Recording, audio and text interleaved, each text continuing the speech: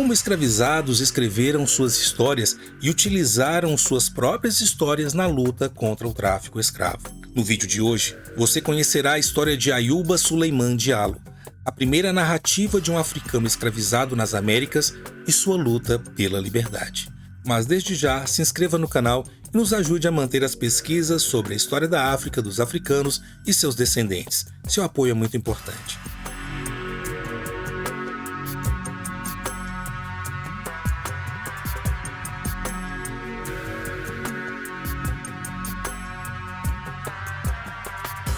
Nossa viagem de hoje começa no National Portrait Gallery em Londres.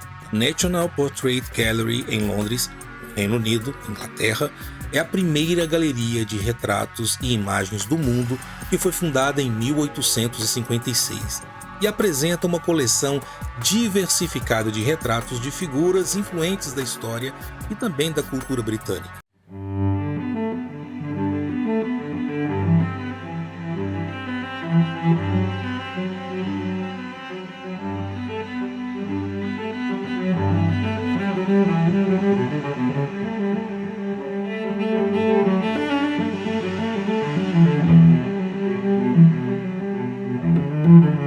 E é nesta galeria, na sala 15, que se encontra uma pintura em óleo sobre tela que é datada de 1733.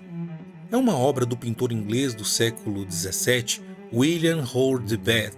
O retrato é de um homem africano e muçulmano.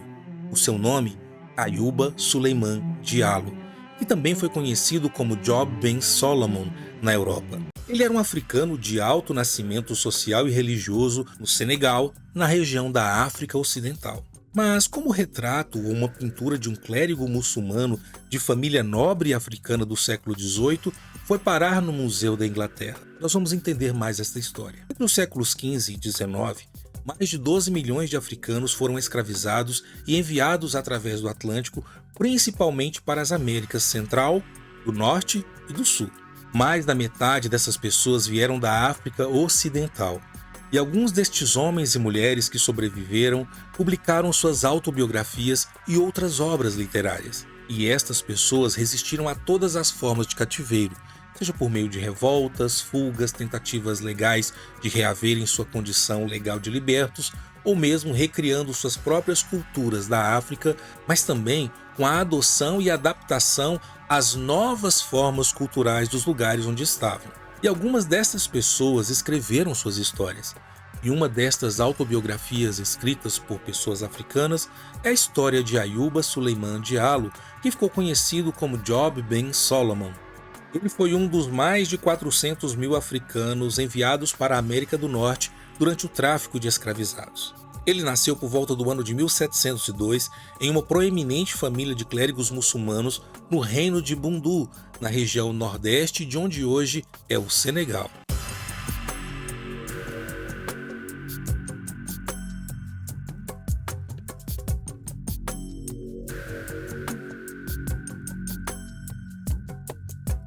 O nome de sua mãe era Tonamata, e ela era esposa de um notável clérigo Fulbe. Quando jovem, Ayuba ganhou fama por sua inteligência, aprendendo a ler e escrever em árabe e estudando o Alcorão. Ele também teve sucesso como comerciante.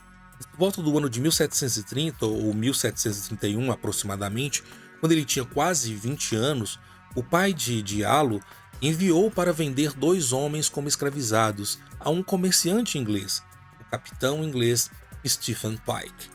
Porém, a negociação deu errado e ele foi para outra região além do rio Gâmbia. E quando estava no caminho de volta para casa, ele foi capturado por traficantes de escravizados mandinkas e os seus guarda-costas também. Os traficantes o venderam e também o seu tradutor para o capitão com quem ele estava negociando, Stephen Pike. O pai de Ayuba ainda tentou resgatá-lo, porém sem sucesso. O capitão Pike o aprisionou e o escravizou. Diallo suportou a travessia do Atlântico a bordo de um navio escravo chamado Arabella.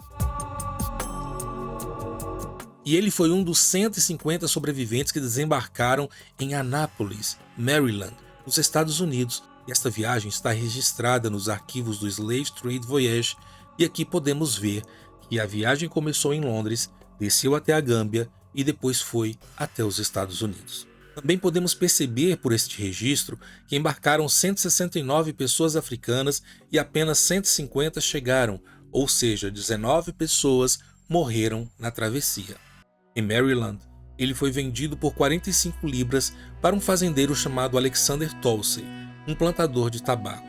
Após ser comprado por esse senhor Tolsey, que era de Kent Island, em Maryland, ele foi colocado para trabalhar em uma plantação de tabaco, mas a sua falta de adaptação o levou a cuidar de gado. Em junho de 1731, Diallo decidiu fugir como uma forma de resistência, mas logo foi capturado e levado ao tribunal do condado de Kent. No tribunal, Diallo chamou a atenção do advogado inglês Thomas Blue, que percebeu que ele não era um escravizado como os outros que ele conhecia, devido não somente à sua fisionomia, mas também o comportamento que ele tinha. Mas eles não entendiam direito o que Diallo dizia. Durante o tempo em que Diallo estava na prisão, um velho africano que morava não muito distante, ele foi visitá-lo porque ele falava a língua Wolof e Diallo compreendia a língua Wolof.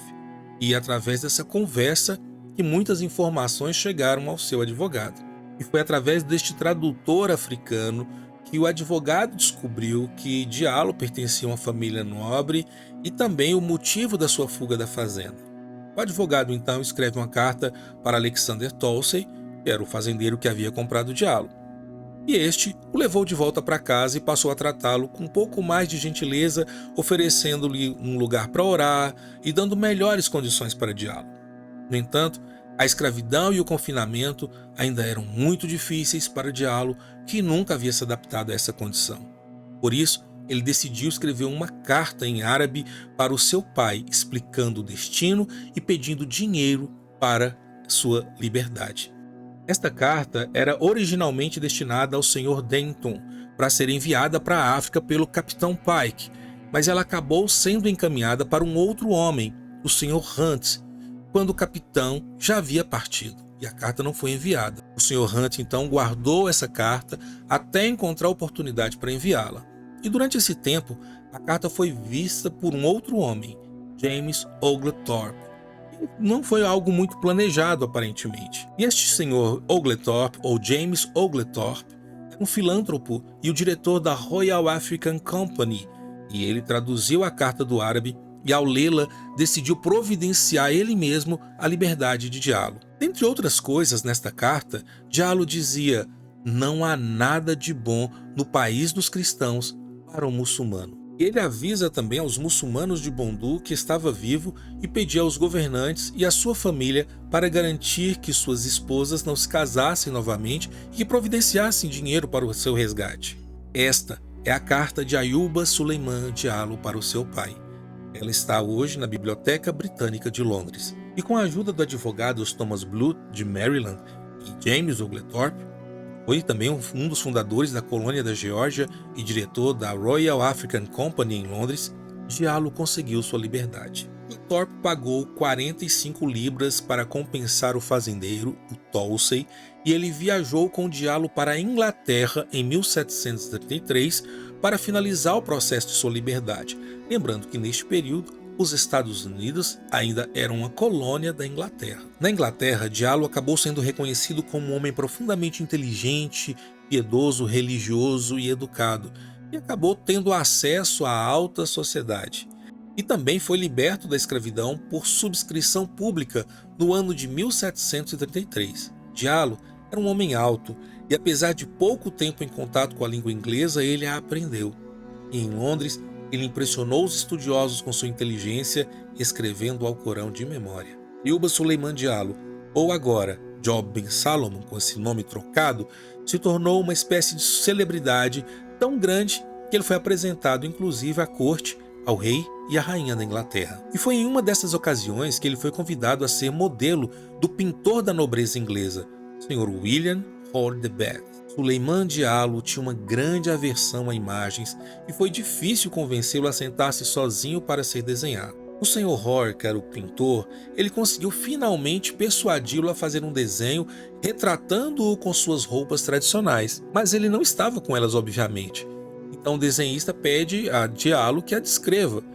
Diallo brilhantemente o questiona: como o pintor poderia desenhar um vestido que nunca viu, comparando isso com a ideia de pintar Deus que ninguém jamais viu? Mas por que esses ingleses apoiavam tanto Diallo? Os apoiadores na Royal African Company tinham, na verdade, um motivo oculto em mente.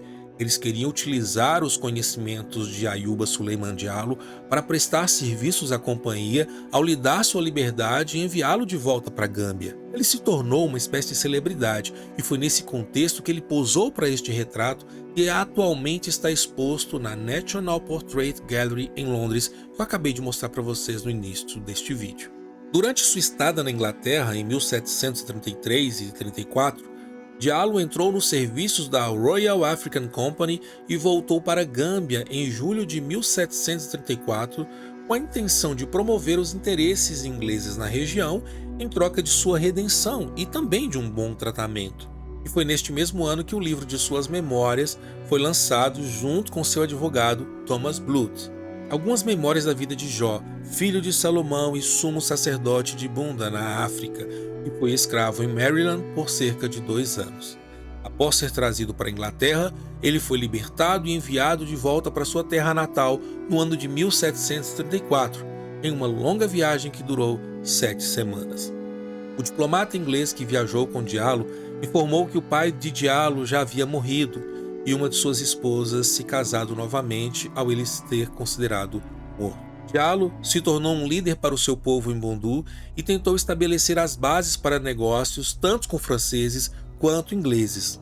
Diallo morreu no ano de 1773. Nos primeiros anos do século XIX, os defensores da abolição da escravidão citavam Diallo como uma figura-chave na afirmação dos direitos morais e da humanidade das pessoas negras. O retrato de Diallo, pintado por William Hoare, é uma peça notável, pois representa um marco importante na história da África e na afirmação da identidade africana. Esse quadro foi uma pintura a óleo e é considerado o mais antigo de um escravo liberto no Reino Unido e o primeiro a retratar um africano como um igual, como um indivíduo.